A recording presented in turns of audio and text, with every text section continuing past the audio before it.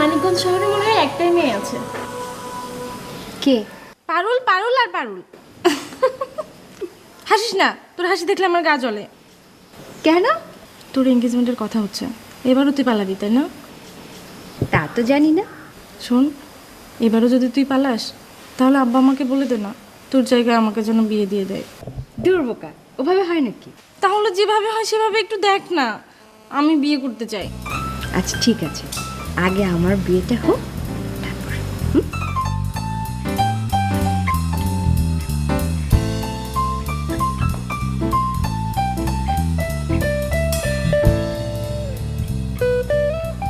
সুন্দর দেখাচ্ছে। তাতে লাভ কি? আশ্চর্য ব্যাপার, কোথাকার কোন মেয়ে চেনা নেই জানা নেই, তুমি হুট করে প্রেমে পড়ে গেলে। হুট করে পড়ে গেলাম তো আমি কি করব? আমি কি করবো মানে?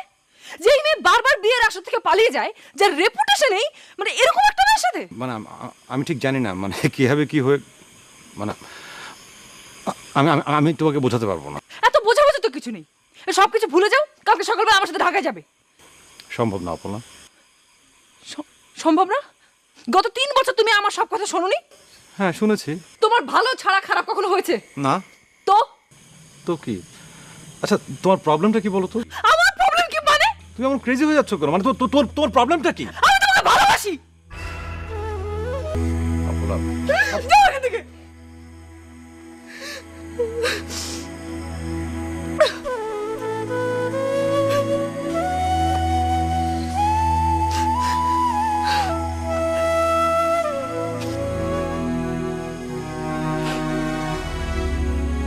সেই তো বললে একেবারে সবকিছু হারিয়ে ফেলে।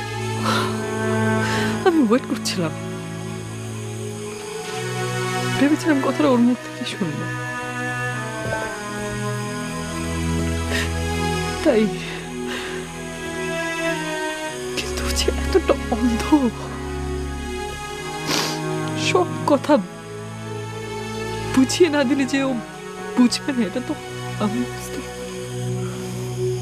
ব্যাপারটা তা না, ওর প্রতি তোমার অ্যাটেনশন, এক্সট্রা কেয়ারিং, এগুলো ও হয়তো তেমনভাবে খেয়ালই করেনি।